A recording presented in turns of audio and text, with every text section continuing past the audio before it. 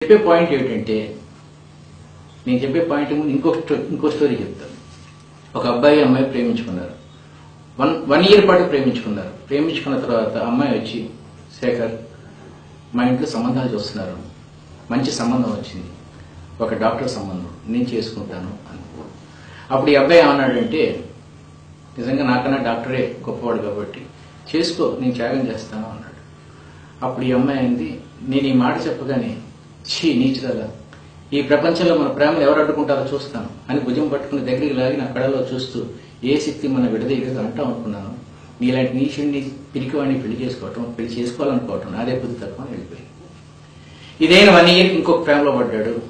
ఈసారి అమ్మాయి వచ్చి నన్ను ఐఏఎస్ ఆఫీసర్ సంబంధం చూశారు అంది. గట్టిగా లాక్కొని కళ్ళలోకి చూస్తూ ఏ శక్తి మన విడదీయలేదు అన్నాడు. అప్పుడు ఆ అమ్మాయి ఛీ నీచుడా, నీకన్నా మంచి సంబంధం వస్తే నువ్వు త్యాగం చేయడం మానేసేసి ఐఏఎస్ సంబంధం చెడగొడతావా, నీలాంటి మూర్ఖుణ్ణి నీలాంటి స్వార్థపరుణ్ణి నేను చూడలేదు అని. ఈ తర్వాత 1 ఇయర్కి ఆ అమ్మాయికి మొదటి అమ్మాయికి పాప పుట్టింది. ఆ పాపను తీసుకొచ్చి నా సంసారం చాలా బాగుంది, ఆ రోజు నువ్వు దగ్గరికి లాక్కొని కళ్ళలోకి చూసి ఏ శక్తి మనం విడదీయలేదంటే నేను కరిగిపోయి నేను చేసుకున్నట్టు ఇంత ఆనందం నాకు ఉండేది కాదు కదా అంది. ఈ లోపల ఈ ఐఏఎస్ ఆఫీసరు పెద్ద తాగుబోతూ ఆల్రెడీ మ్యారీడ్ అని తెలిసింది. అప్పుడు ఈ అమ్మాయి వచ్చింది, ఆ రోజు నువ్వు భుజం పట్టుకుని లాక్కున్నప్పుడు నేను చేసుకుంటే నా జీవితం బాగుండేది కదా, ఇప్పుడు అనవసరంగా వాణి చేసుకున్నాను అని ఏడ్చింది. దీన్ని బట్టి ఏమర్థమైంది, మనం చేస్తున్న పని అవతల లాభం కలిగితే వాళ్ళు మనం మెచ్చుకుంటారు, వాళ్ళకి నష్టం కలిగితే మనం తిడతారు.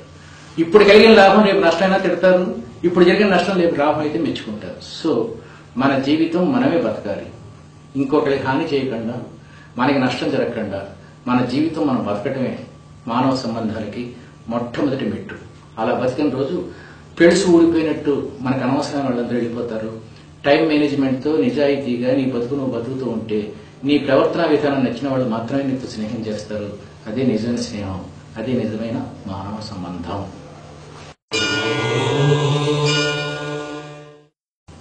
విజయానికి చివరి మెట్టు